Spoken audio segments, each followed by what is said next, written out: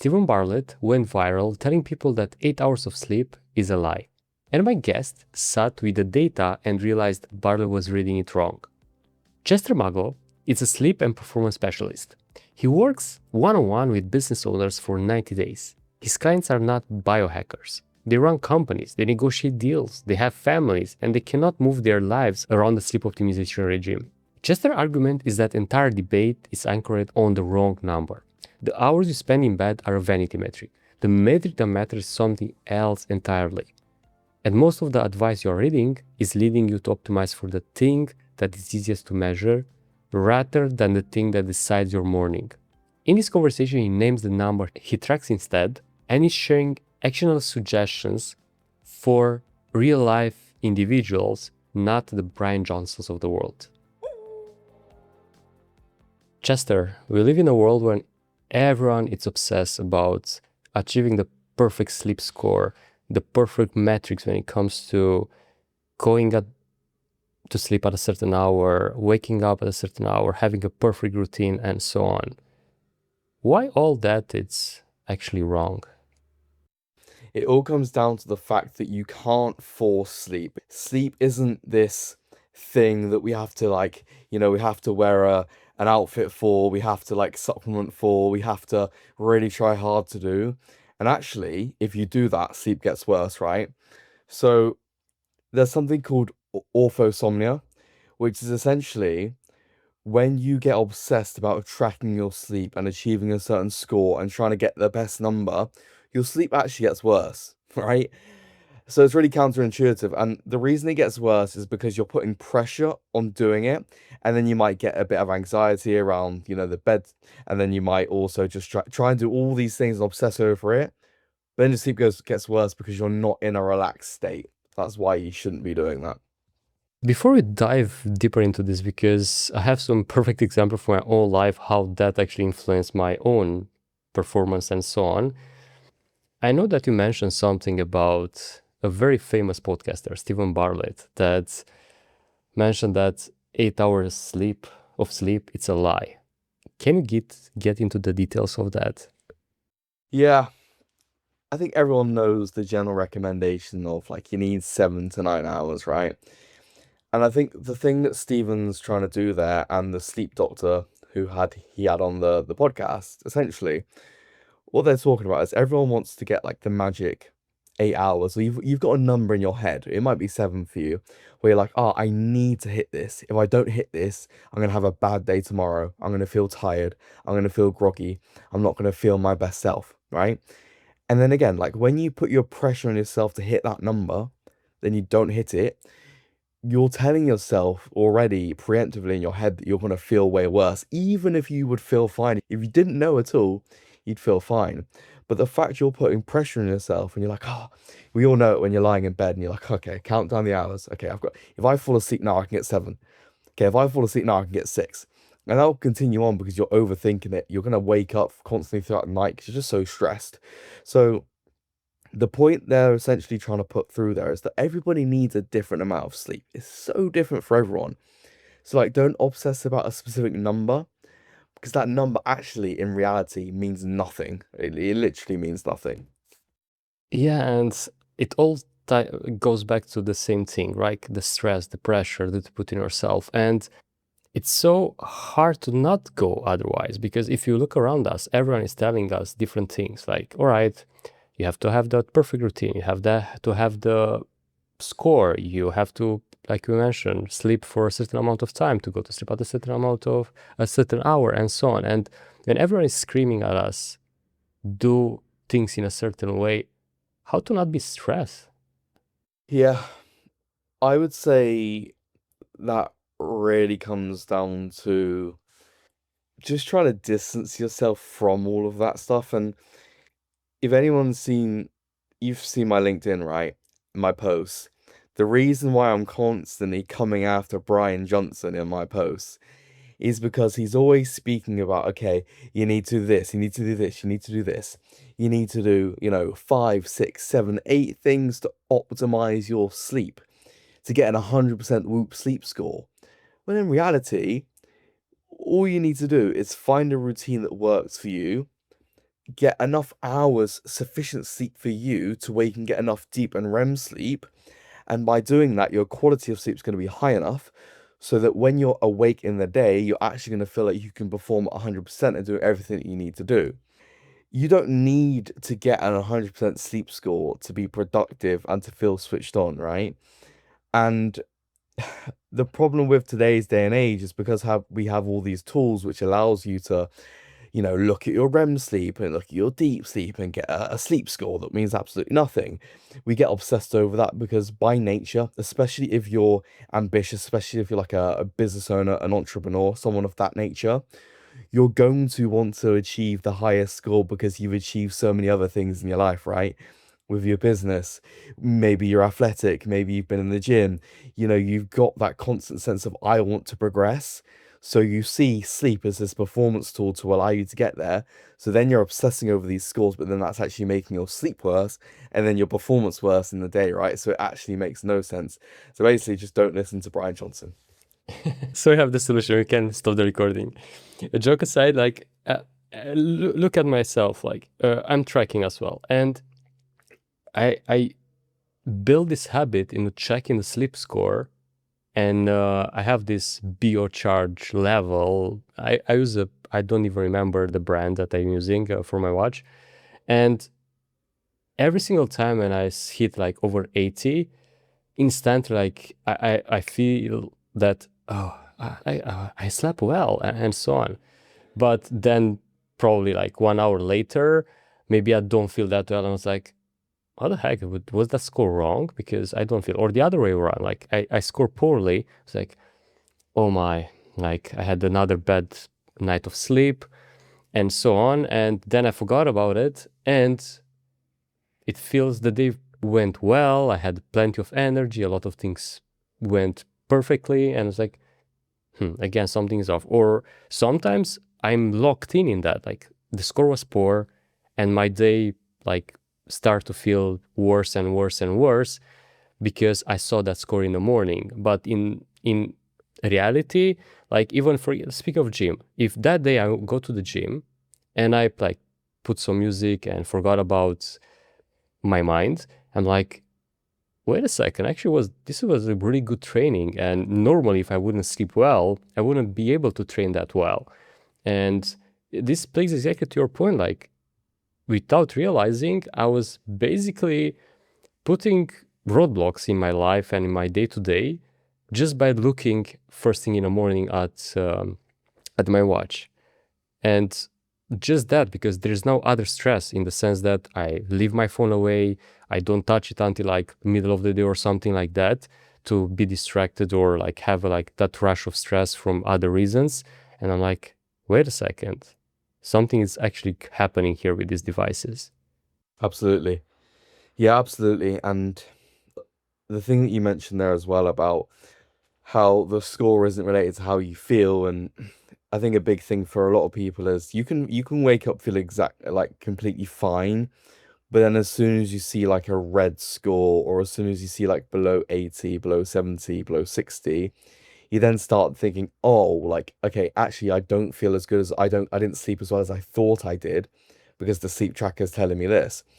Realistically, it should be the other way around, right? You should actually be thinking, okay, I know I slept well because I feel like this, not, okay, I feel fine. Then you don't feel fine because of what a random number says. Basically, a random number generator.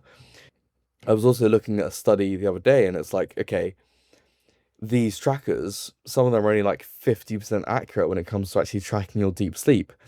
And, most people actually want to use them to look at your deep sleep and your REM sleep because that's the sleep that everyone correlates with their performance, how switched on they feel. Okay, so we know that, but these trackers aren't like the 100% accurate at tracking it.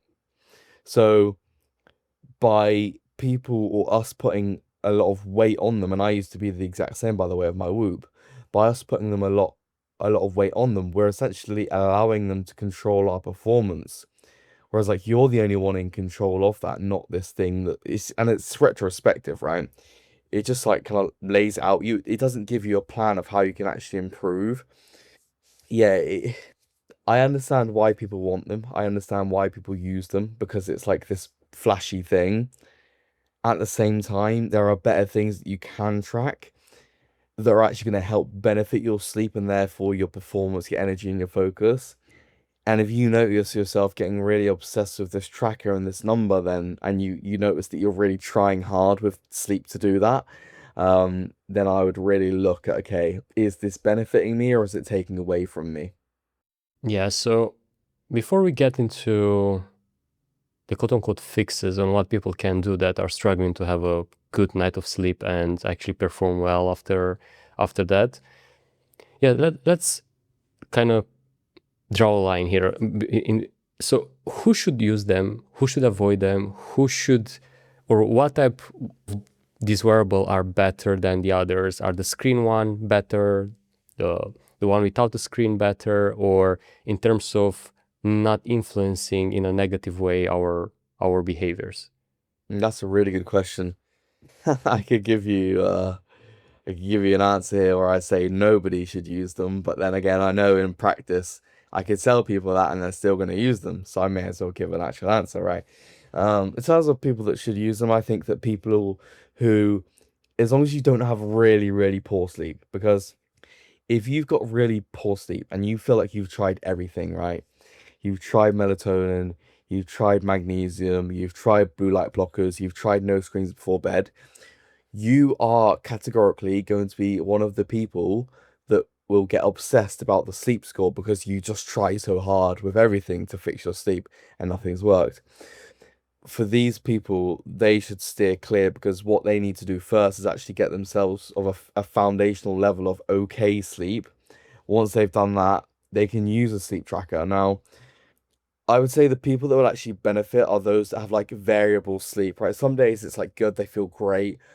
Other days they just feel like they're flagging a bit, but they can't afford that because they've got performance goals they want to hit with the gym, with training like yourself, or with your business. They want to be firing on all cylinders for that every single day. Now, if you've got variation in performance, then that means that your business progression is also variable, right? Or even if you're just like working a corporate job, but you want to progress to the next level and your performance day to day matters, how switched on you are, right?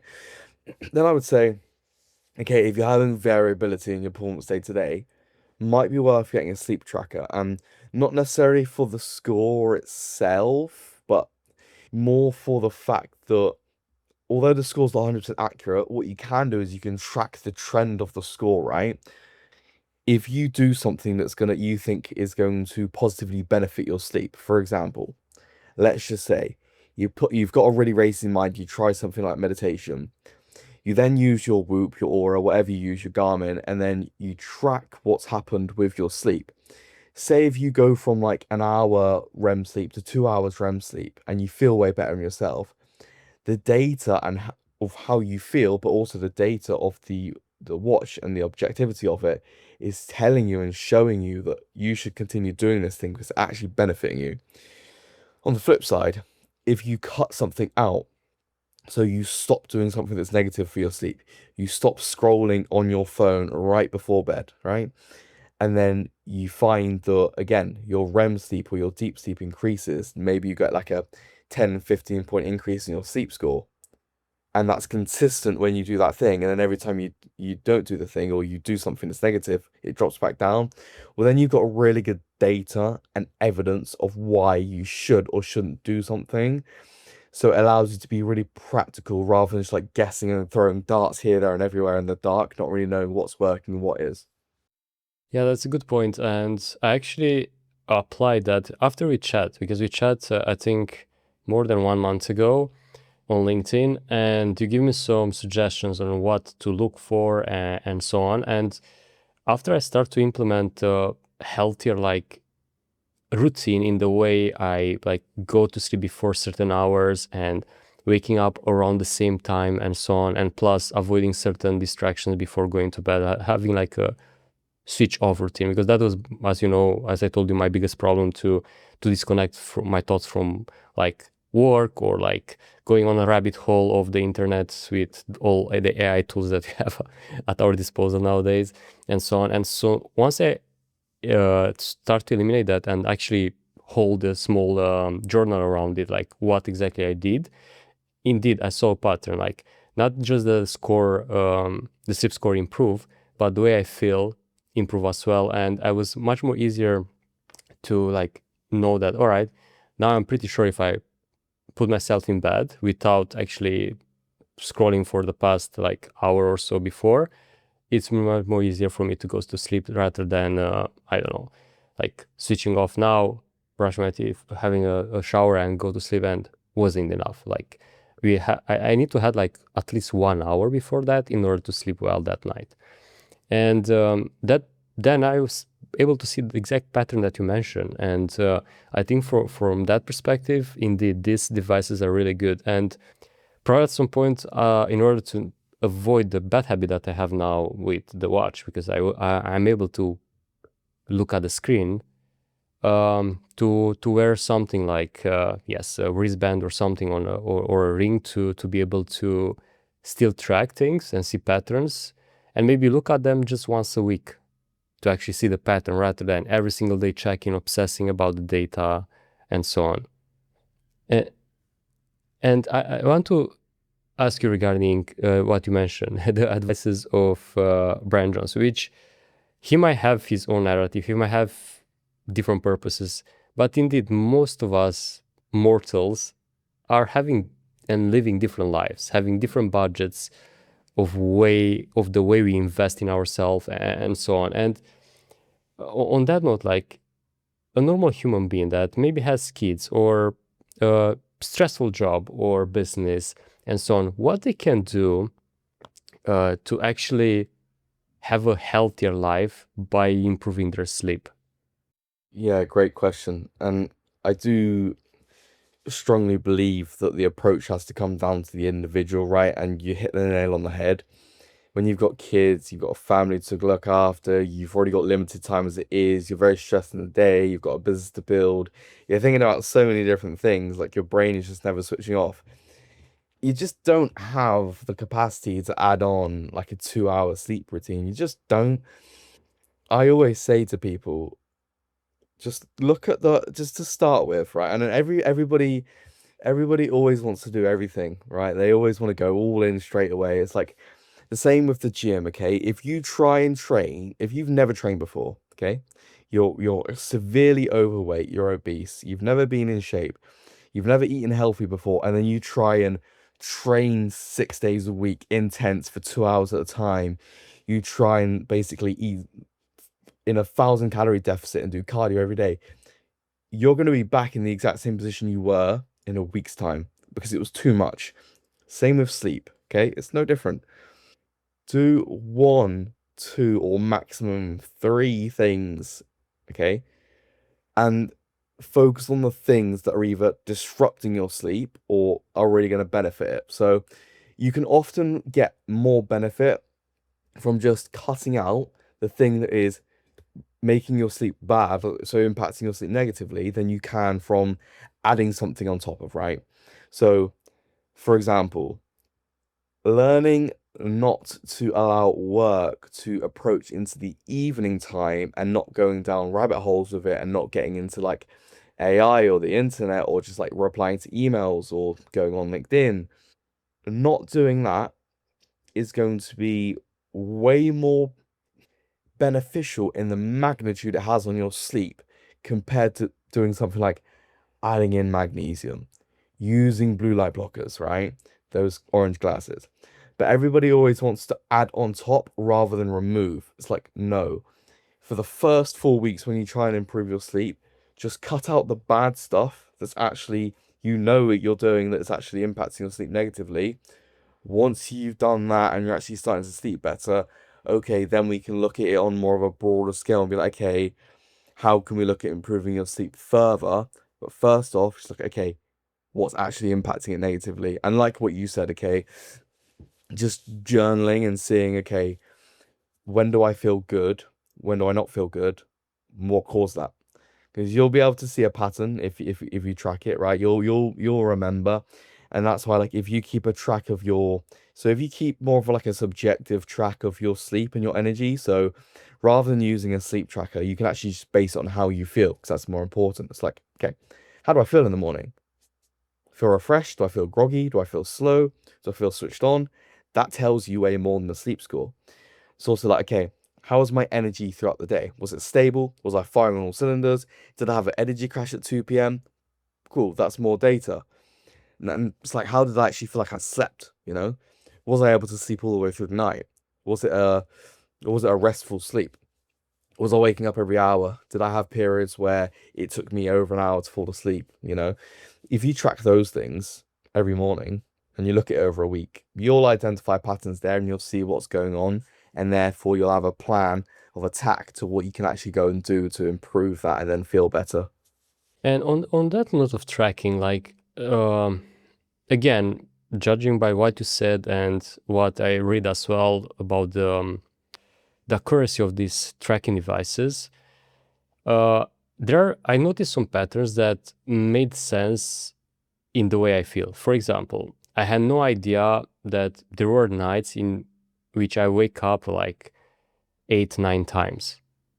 And of course, probably were like seconds, minutes, or maybe just inaccuracies in the way the tracker was actually tracking my sleep and so on. But those nights, the next day I was like knocked down. Probably around 2 or so, I was like no energy, had to take a nap and so on. And into those nights in which I slept without waking up at all, or the device was showing like once or twice, or in which I had like one aware wake up in which, I don't know, I had to go to the bathroom or whatever, in those nights, like I was way better if I was able to sleep fast afterwards.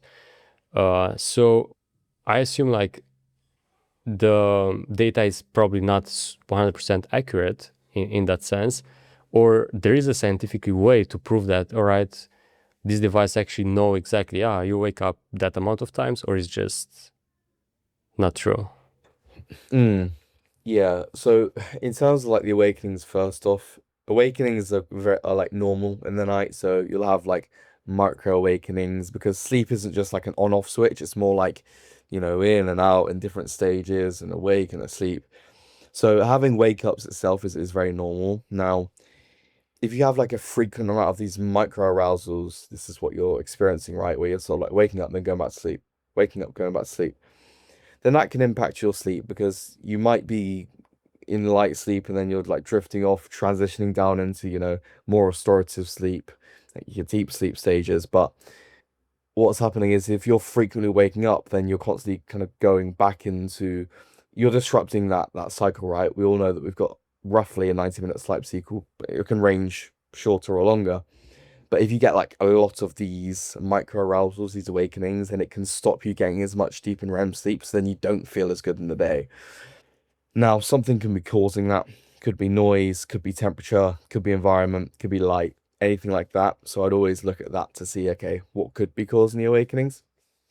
Now, in terms of how accurate the actual tracker is at detecting those, somewhat not fully. Again, so in studies, right, they've compared the accuracy of these sleep trackers compared to polysomnography.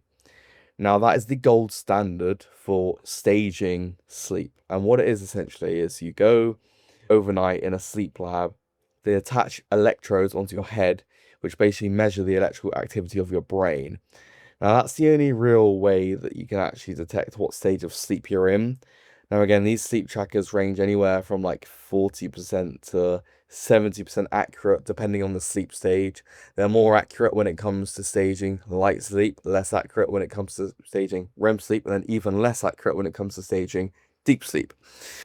And they're not the most accurate when it comes to um, detecting how long it took you to fall asleep. I think it was like 39% or something like that. Yeah, it's funny. I just want to interrupt you there for a second because today I was literally in deep work, and at some point I was looking at my watch and the screen wasn't active. And usually it's not active when I put automatically on the DND or it's in a sleep mode. And the watch detected that I was sleeping. I was like, what the heck? Like, There you go. because my heart rate probably was like so low and I was like so focused and no stress at all. And Like, dude, this is sleeping. You reach dream state. Yeah. Dream state all the way. You were that in flow that you just sort of Yeah, went to with sleep while and standing. I wish this will happen like on demand and often, but was like so funny and so random. Like, so yeah, sorry for interrupting you, but speaking of accuracy, That's a great point, and it's like it kind of comes down to, okay, like how are these sleep trackers actually working? Well, obviously they're not looking at the electrical activity of your brain because it's on your wrist, right? What they are looking at is heart rate, your temperature, your movement. So if I'm just like still and I'm like really relaxed, I mean I get into your like flow one of your flow states, and my heart rate comes down and I'm just so relaxed, but I'm awake. Then this thing has no idea to know that. Right? It's got no like understanding of like what's actually going on. So again, yeah, they just need to be taken with a pinch of salt. And I think that people take them as law, as gospel. They, think that, oh, like this thing is such an important thing to look at and rely on. It's like, well, no, it's not. yeah, true. And you mentioned there's some disruptors of our sleep, like light or noise and so on. And I can truly say that since I start using, there are some wax, I call them earplugs, that are not, I don't know, like the silicone ones. You can sleep on your ear without a problem and stuff like that. So since I start using those and face mask, my sleep improved so much. And I see immediately next day if, for example, my eye mask falls off, and in because I wake up roughly around half an hour, 1 hour after sunrise, and the light is already quite strong, even with the blackout. I call them uh, blinds. It still feels the room, so I'm like awake. And but if I wear that and I kind of wake when my body, because I don't put an alarm or anything, but if I wake up when my body is like that, you have enough sleep, you're fresh, wake up, it's works wonders. But without those, like without that, if there is a noise during the night, and I'm currently living in Portugal, and motorcycles here are a thing, and even if one pass in the middle of the night, and probably those are like micro awakings that I have over the night, or arousals, and I'm like, dude, like only probably that can influence so much. But apart of this, like noise, light, what are other disruptors that we have which can wake us up in the middle of the night? Mm, that's a really good question. So yeah, obviously, like you mentioned, noise, you're drifting off into deeper stages of sleep, you wake up, that's just gonna disrupt that, and then, it's, you're just gonna not get as much deep sleep or REM sleep or restorative sleep. If your temperature's too high, your body needs to be cool in order to release melatonin. So if your body temperature's too high, that's gonna impair your ability to fall asleep, and you may wake up several times if you get too hot. So sometimes you notice you wake up and you're quite hot. That's the reason you've woken up. Um, Other things, like you said, light. So we actually need your eyes, right? They have receptors in them. Now, even if your eyes are shut, those receptors are still able to take in light. So even if your eyes are shut, but you've got light shining through, that's going to impair your body's ability to actually fall asleep. Now, if it's pitch black, then your body can sense that, these receptors can sense that, and it will help you to actually release melatonin. So light is a huge one, which is why it's really important to make your room as dark as you can possibly get it. If you can get it pitch black, perfect, right? And I'm the same as you. If I use earplugs, and I also have blackout blinds, that's those in the background. But if I go away and I don't have them, it takes me it's harder to fall asleep, and I can basically, I know there's light there. It's like if you don't use any blackout blinds, and if you just slept um with your windows open, you would naturally wake up when the sun rises, essentially, because your body is going to signal that, and then it's gonna, it's gonna reduce melatonin, increase cortisol, then you wake up. Now, Other things that can cause awakenings that are less obvious. We all know the 3 a.m. wake up, right? When you wake up like 2 to 4 a.m., everyone knows 3 a.m. That's usually because your body's in an overstressed state. Now, cortisol is your stress hormone. So if you're like you've had a really stressful day and you haven't been able to relax, then essentially what can happen is that you've just got a higher amount of stress, a higher amount of cortisol in your body. That essentially peaks a little bit earlier, and then you wake up at this time. And the thing is as well with that, it's like it's not a case of, oh, you've woken up and you can just fall back to sleep. It's like, no. If your cortisol's high, that's causing you to be alert and awake, and then your mind switched on. So when you get those, it can quite commonly take you quite a bit longer to actually fall asleep because it's a hormonal thing, a stress hormone thing, and because that's what keeps you awake, and it's like what makes you alert in the day, and you've got that in the night. It's like, okay, it's a bit harder for you to actually fall asleep. Yeah, and uh, I personally notice those as well. Like when I have those stress periods, I'm like, dude, waking up at those hours and then taking 1 hour or something to go back to sleep. And obviously, that day, it's so hard to be like at 100%. And even with a nap or something during the day, it still doesn't really work. And so I will assume the obvious solution is to try to reduce stress as much as possible, not just around the things that we mentioned at the beginning, tracking your sleep and all the things that building a perfect routine and all that stuff, but stress in general.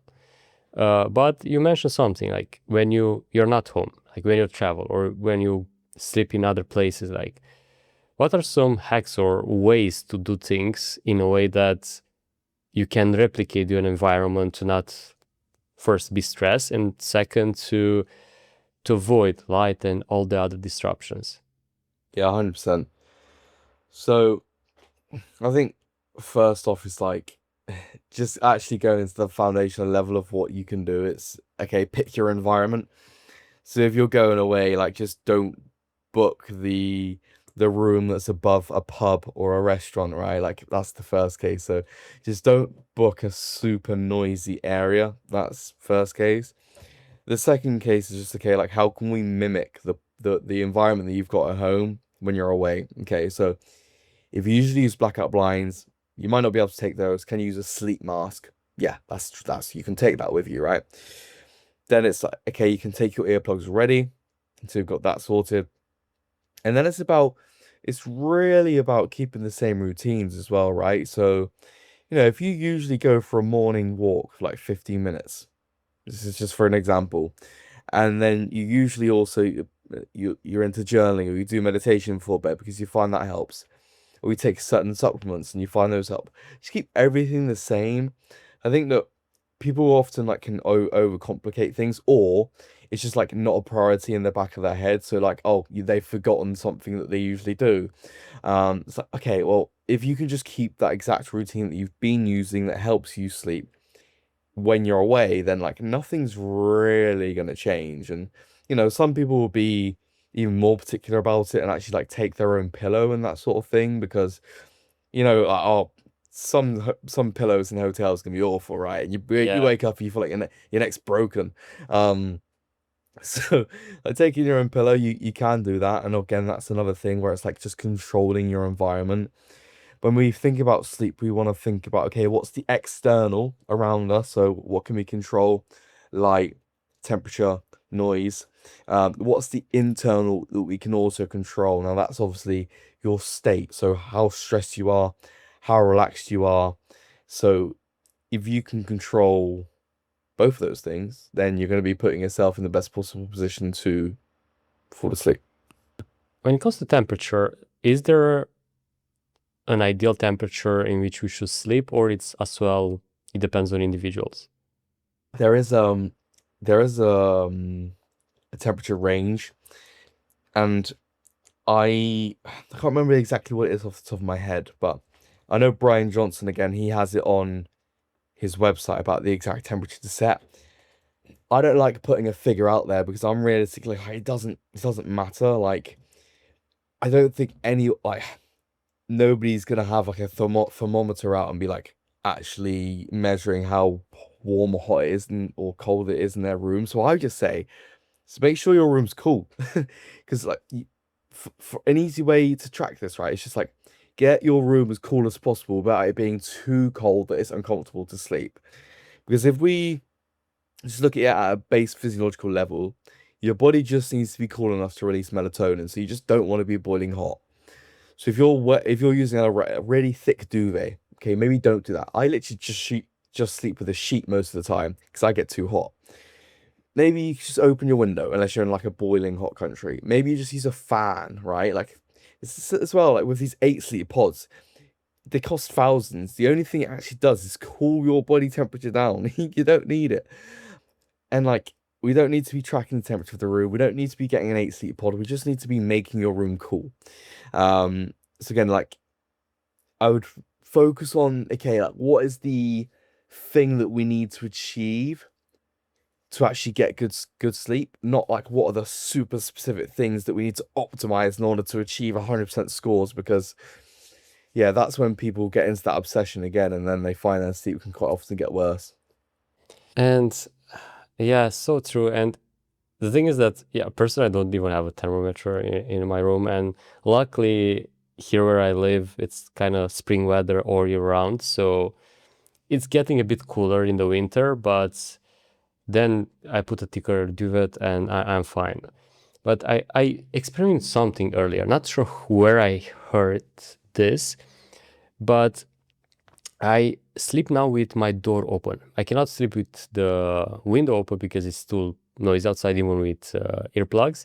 But I sleep now with my door open. And since we are two persons sleeping in the same room, me and my wife, now I sleep way better. It's because so the thing that I read about was the carbon dioxide that we exhale during sleep, and when there are two person in a quite smaller room, it can pile up and you might not sleep that well because of that. Is that true, or is just I don't know placebo thing? I feel that's more a placebo thing. I can't see I can't imagine that carbon dioxide would build up just because the door's not open and then that would affect your sleep. So what I can imagine is that it's just you're allowing potentially more heat to escape out the door and then maybe you're cooler. Um, but yeah, I can't see that affecting your sleep to a massive amount. So I guess for example, like I if I wake up in the middle of the night, even if I go to the bathroom and back when I was sleeping with my door closed, I kind of feel that it's the air in the room wasn't fresh, right? And that's why I end up researching and finding that some people say that that might be the case because the room is like 3 by 4. But the point is that I could feel the air quality, or for example, if I wake up at a different hour than my wife and then going to wake her up, same, I was able to feel that. But since I started doing this, the air feel fresh. And probably, yes, probably it's temperature thing because indeed, then the temperature quite the same the whole apartment. So that probably helped. But yeah, interesting. Like so many things we assume that we read or heard that might be true and is just in our brain sometimes. And there are other things that you often see either said by Brian Johnson or some quote unquote sleep experts that are not true and just hype. Yeah, definitely. And I would say it's like who's actually saying the thing? Because Brian Johnson, again, he's just he's an optimist, right? He's like not an optimist, he's trying to optimize. So he's looking at every single like little thing that you can do to actually improve sleep, but like he's not necessarily like the guy to listen to because I don't see that he's a sleep coach. I don't see that he's got a background in anything. I don't see that he's helped other people do it. And it's like it's the same with I keep referencing the gym because it's like the easiest thing to say, like, but somebody who is like in really good shape, it doesn't mean that they're a good PT. It doesn't mean that they can get other people in good shape, right? It's one thing like doing it for yourself, is another thing coaching it for other people. I mean, and guarantee if Brian Johnson tried to get people better sleep, it'd fail miserably because he's going to tell them to do X, Y, Z, X, Y, Z, X, Y, Z. They're not going to be able to do it. It's going to overwhelm them, and then they're just going to get like nothing, right? Um, so I think advice that we listen to has to be very selective. I think that listening to people that have a background in sleep is obviously going to be your best case. Um, because there is just a lot of misinformation out there, especially because like this is it's not something that people like it's not a huge thing, this, sleep. It's like, okay, everyone knows about loads about nutrition, everyone knows loads about, training, and everyone knows like a lot of stuff around like performance optimization, but when it comes to actually sleep, people used to like just neglect sleep a lot, right? It's like, oh, the hustle grind mentality of, I don't need sleep, I'll get 4 hours, I'll just work all day, I'll be fine, right? And that's what I try and combat against. But realistically, because that has been the mindset of people for so long, it's only like now where people are trying to take sleep more seriously. It's only now where we're seeing, okay, like more of a, I need to sleep well because I want to perform my best. So it's quite a new space, which means there's going to be a lot of misinformation out there around, okay, like here's what you actually should do, here's what you shouldn't do. And then we get into this whole thing of like, oh, don't eat 7 hours before bed and don't do that X, Y, and Z. It's like, yeah, it just gets a bit too much, doesn't it? It does indeed. And while parts of these things might be true in my work, and you might hear like, oh, but actually this worked for me. And for example, the eating part. Like I used to eat quite late. And now roughly around 6 p.m. and sometimes there are some exceptions like eating like at 7 p.m. or 7:30. It's my last meal. And after that, I might have some water, but I try to avoid any sort of solid food. And when I do that, I kind of feel a bit hungry around 10-ish, 10 p.m., 10:30 p.m. But I stay myself and I don't eat. And those nights, I feel I feel that I'm like more light in the sense that I'm not putting myself into bed and taking like 1 hour to go to sleep because I feel, I don't know, uncomfortable because my digestion is not done or whatever. But in the same time, I'm not craving food first thing in the morning.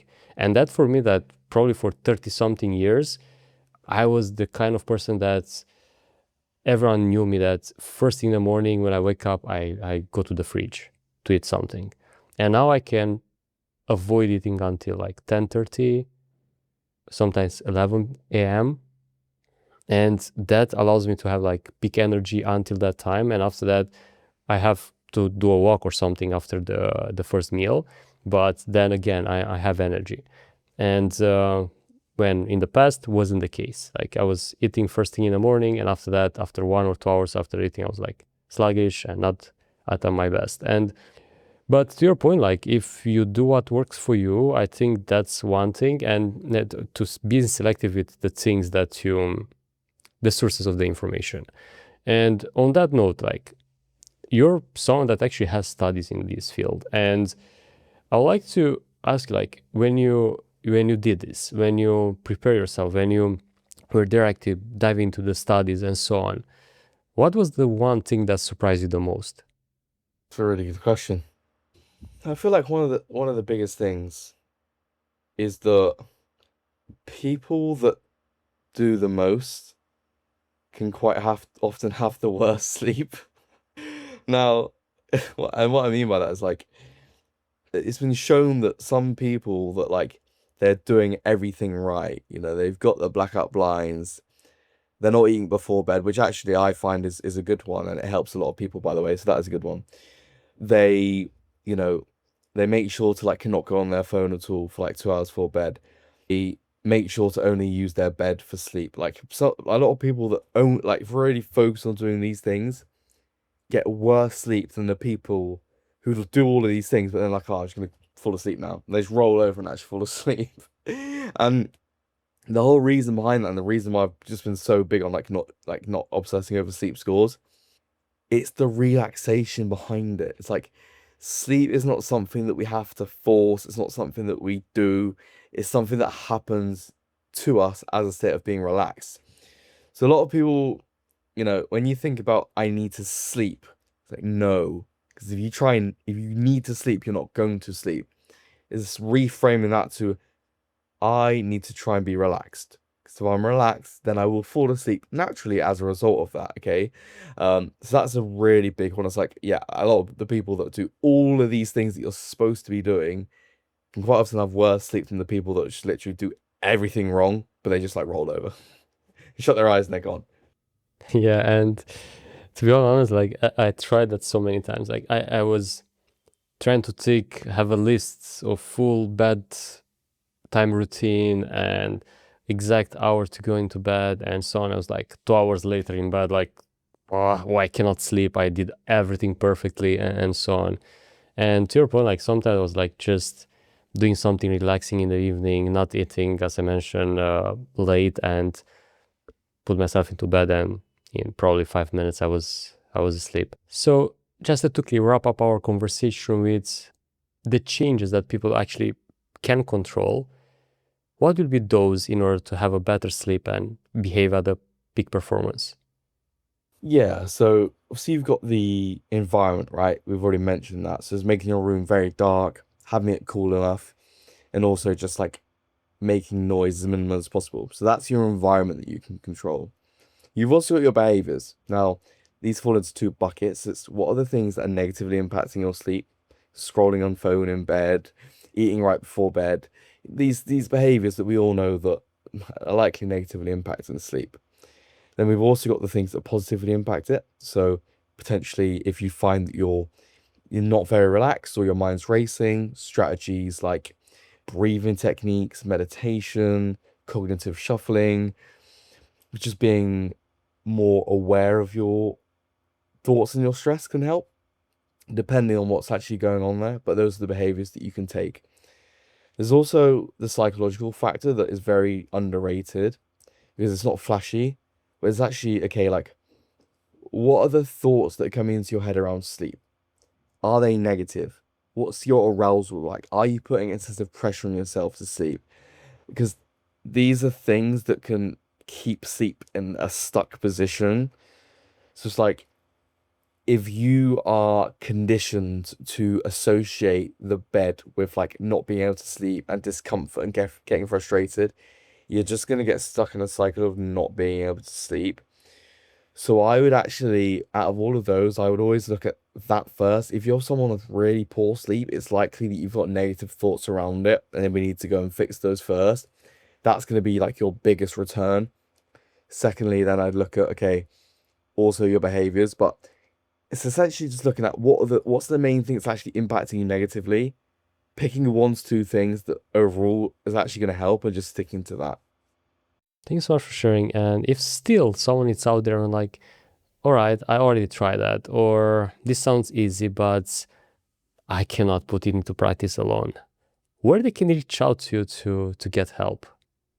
Yeah, definitely. So you can find me on all social media platforms at Chester Maglo, LinkedIn, YouTube, on Instagram. I'm pretty much everywhere.